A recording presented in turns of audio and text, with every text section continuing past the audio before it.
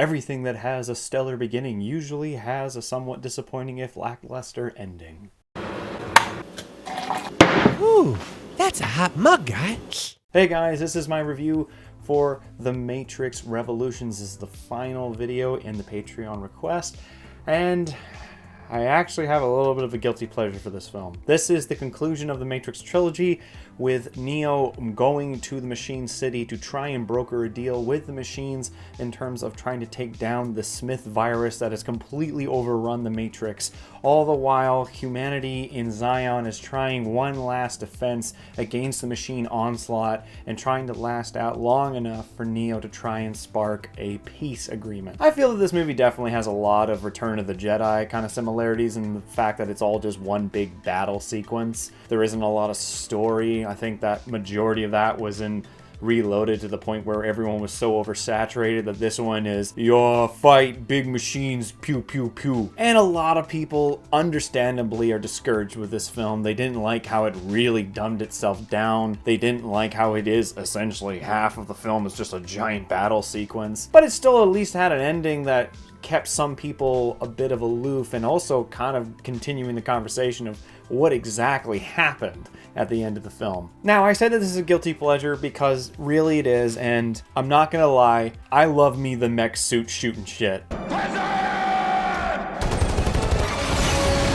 It is dumb. I am not going to disagree with you on that. But I saw this movie when I was 13 years old. My imagination was still quite vivid, and watching these mech suit shots where they're just going to town and the music's intense, the guns are and all the machines are dying all around him. Commander Mahoney, whatever his name is, this dude's badass. He's like Stephen Lang from the Avatar movies, but way earlier and way more badass. And also not a joke. I love you, Stephen Lang. I love this character too, just pointing that out. But he is, I love to make fun of his character. This is essentially a mech warrior's wet dream, and it's so cool to watch. The visuals of this movie still surprisingly stand up for being nearly 18 years old. The meshing between CGI models as well as practical real-life actual giant mech suit robot is surprisingly well done in this movie. So yeah, sure, you don't get a lot of story in this movie, but you get a lot of very great visual shots. The art team definitely went to fucking town in terms of taking a battle and making it look beautifully horrifying. This is nightmare fuel on advance, and it's still so amazing to watch. The part where the commander has one last stand with the guns like this, and he's getting torn to pieces by the sentinels, but he's still going.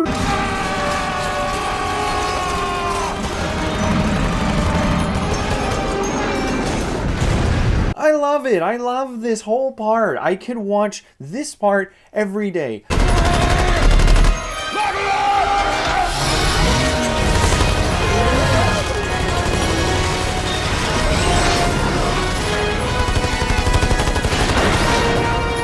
Young me wanted this to be a video game so bad, like an arcade. Essentially taking kind of the control mechanic scheme from the Star Wars Episode 1 Pod Racer arcade game some of you guys may have seen, and then just kind of tilting it like this and turning that into a Matrix Revolution Defend Zion game. I would have played the shit out of that fucking game.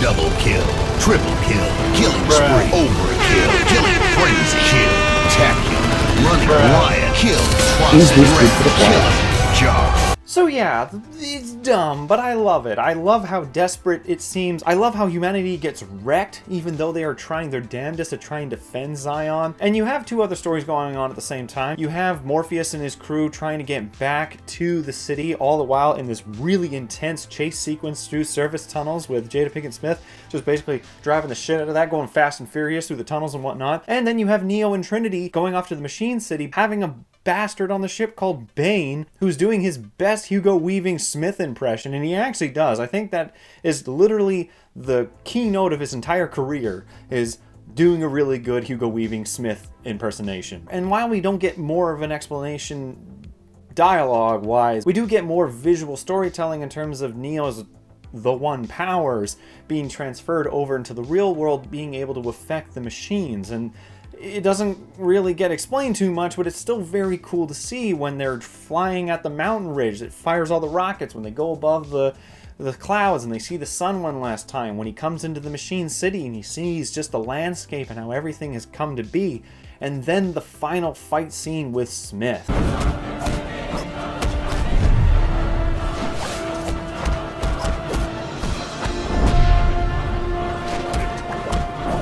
This is so cool, but it's also going way ridiculous. It's like they watched every single major fight scene from the Dragon Ball Z episodes, but took out all the filler, and they tried to put this in. And again, this is 2003. We wouldn't see a fight scene like this done in this kind of similar sense with people flying around and whatnot and shit until Man of Steel.